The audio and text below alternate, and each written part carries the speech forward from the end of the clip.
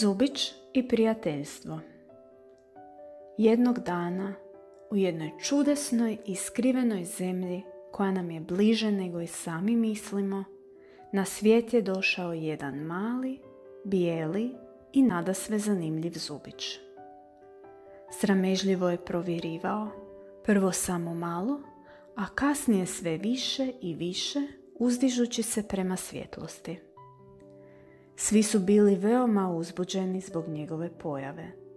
Divili su mu se i pokazivali ga svakoj novoj osobi koja bi došla u goste. Tepali su mu i dodirivali ga, te se Zubić osjećao jako ponosno.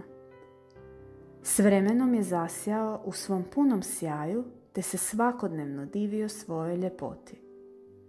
Volio je kada bi ga jezik, koji isto stanuje u njegovim ustima, poškakljao, ali najviše je volio svakodnevna češkanja i draganja koja su mu ljudi pružali uz pomoć zanimljivih spravica nazvanih četkice. Uživao je u tome jer se nakon takvih tretmana osjećao još odmorniji, zdraviji i blistaviji. Kako su mu često dolazili razni gosti diviti se njegovoj ljepoti, vidio je kako žive zubići u drugim svijetovima. U većini usta ima mnogo zubića na malom prostoru. Neki su uži, neki širi, neki su manji, a drugi pak veći. Naš zubić se osjećao kao kralj u svojim ustima, jer su cijela usta bila samo njegova. Imao je mnogo mjesta za rastegnuti se. Nitko ga nije gurao, nitko se nije stiskao na njega, bilo mu je predivno. Često se znao smijati drugima što su tako stisnuti. I premda su mu zubići iz ostalih zemalja govorili kako je lijepo imati društvo, on im se samo nasmijao i rekao kako je njemu puno ljepše jer mu nitko ne smeta.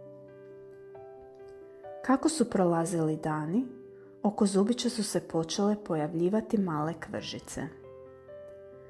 Najprije mu nije bilo jasno što se događa i kakvi su to čudni balončići, ali kad je uskoro iz jednog balončića, pa zatim i drugog, provirila mala bijela glavica, shvatio je kako dolaze novi zubići. Bio je jako ljut i razočaran. Tko ih je pozvao u njegov svijet? To su njegova usta i kako se sad usuđuju ti ostali zubići doći ovdje i remetiti njegov mir? Posebno mu je smetalo što su ljudi sve više pažnje pridavali ovim novim doseljenicima. I dalje su ga svakodnevno češkali četkicom, što mu je jako godilo. Ali sada su to isto činili i njegovim susjedima. Bio je ljubomoran na njih, jer više nije bio samo on u centru svijeta. Ignorirao je te male bijele uljeze oko sebe, a sve pozornije je počeo promatrati kako žive zubići u drugim ustima.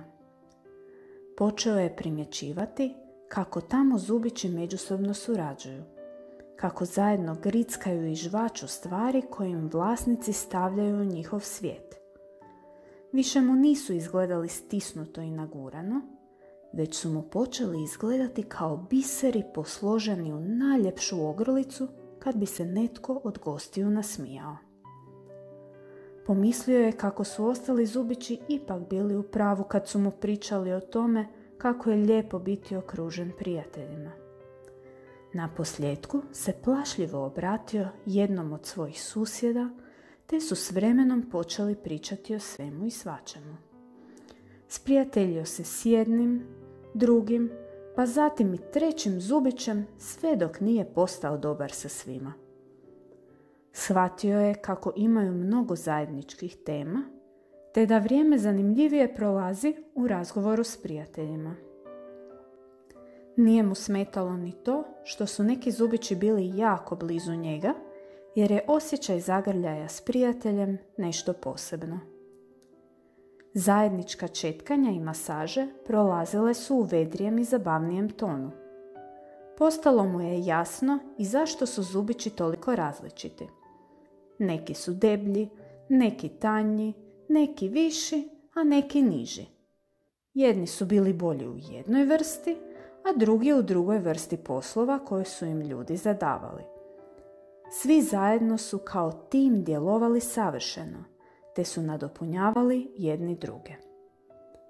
Naš Zubić je shvatio kako je lijepo imati prijatelje s kojima se može igrati i podijeliti svoje radosti, a lakše mogu izvršiti i neke poslove. Iako se puno toga može postići i sam, s prijateljima je sve lakše i ljepše.